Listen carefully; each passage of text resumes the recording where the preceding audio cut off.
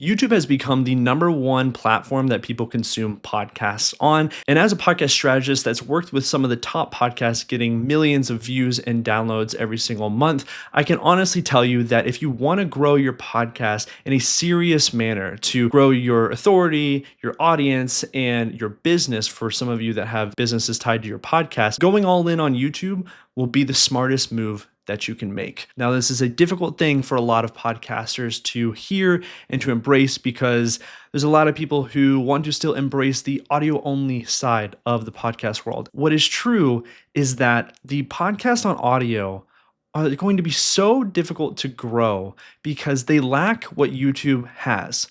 And that's discoverability. Right now, if you go on Apple Podcasts, it is very difficult to find a new show. Maybe someone searched a keyword that you had an episode around, or maybe someone was searching for a guest and you had an episode with them, and maybe that's how they found you. There are people who get promoted on the front pages of Apple Podcasts or Spotify, but oftentimes it's just bigger shows or people with bigger budgets that get those spaces. And I've worked on shows that are featured there, and that doesn't always move the needle in the way that you might think. And YouTube is where discoverability comes in and just destroys the other competitors in the space, and will continue to do so unless Spotify or Apple Podcasts roll out some major change to the way that their apps function. When you go onto YouTube, two interesting things happen. One, you have the search bar.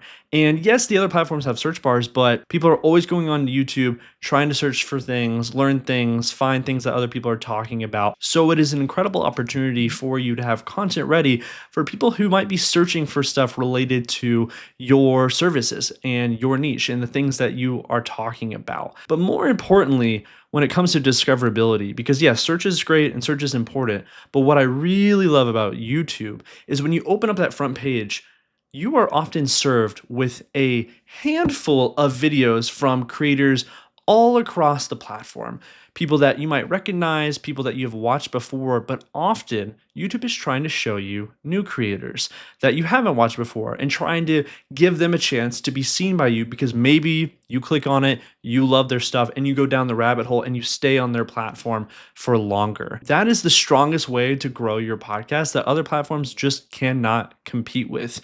You can be a fresh channel and go onto YouTube and get the title, the thumbnail, and really just the packaging of your episode right. And suddenly you can have one of your first videos break a couple hundred views, a couple thousand views, tens of thousands of views, hundreds of thousands. You can be an outlier that has over 1 million views on one of your first videos if you know what you are doing. And what is crazy is that there are shows that I have worked behind with clients where they get incredible discoverability, reach, views on YouTube. And that same title and same episode on their audio feed gets a couple hundred listens or a couple thousand. The way I would think about this, though, is that it's not either or. And I think a lot of people are thinking about it in an either or manner. To me, it's both. And if you can think about it in the way that YouTube is great for discoverability, it's where I find a lot of new creators, where I find a lot of new podcasts. But eventually, the hope is that you drive them from discovering you on YouTube to thinking about you when they're going to get in the car or they're going to clean their house or go on a walk and they want to listen to a podcast. And then they're going to search you, maybe within, the YouTube app on the podcast part of it, or maybe within Spotify or Apple Podcasts or one of the other apps at that point. And if you can get people who find you on YouTube to start listening to your show on audio, then you've really got them. To me, that's when you have one of those new fans that, might become one of your diehard fans. And obviously the next step is, how do I start on YouTube? The key word that you need to be thinking about now and will become what is on your mind all of the time that you can devote to your podcast is packaging.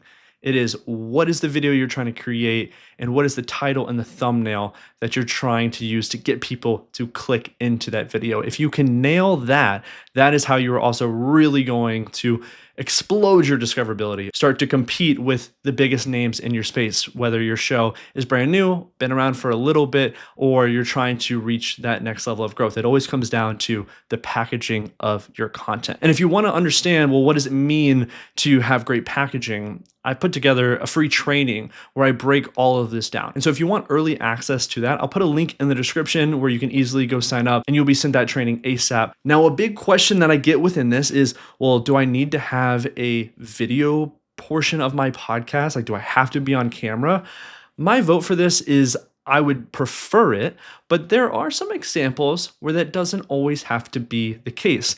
A specific reference that I've seen recently that worked really, really well, and people actually liked the format of it, is from a podcast called Founders with David Senra, where he did this episode on Elon Musk, and the video is actually just text on a screen following as he's saying it along. It's just subtitles. And that video has hundreds of thousands of views. Now, it does have a great title and a great thumbnail and is leaning on a name that everybody knows. And so that certainly helped it. But what was interesting is there was a lot of comments saying they liked that format. Now, I still would encourage you to have a video component of your podcast because it allows you to build trust with your audience in a way that just listening to someone on audio can't really do for you. If I can see the person and I get a feel for who they are, what they look like, their mannerisms, all of that, that always helps me feel like I know them. And then if I go and listen to the podcast at some other point, I'm literally envisioning them talking, whether they're teaching solo or I'm envisioning them talking to the guests that they have on their podcast. And it just helps build that trust. And that is important for you as a podcaster. You want your audience to trust you and feel like they know you, so that way they keep coming back. And eventually, for those of you who have businesses tied to your podcast, can convert these listeners to people that sign up for your services and work with you. But the important thing is that it will all come down to the title and the thumbnail. And then obviously the episode itself. Once you get people in there, are you interesting? Are you entertaining? Do you make people want to continue to watch or listen, regardless of whatever the format of the video is?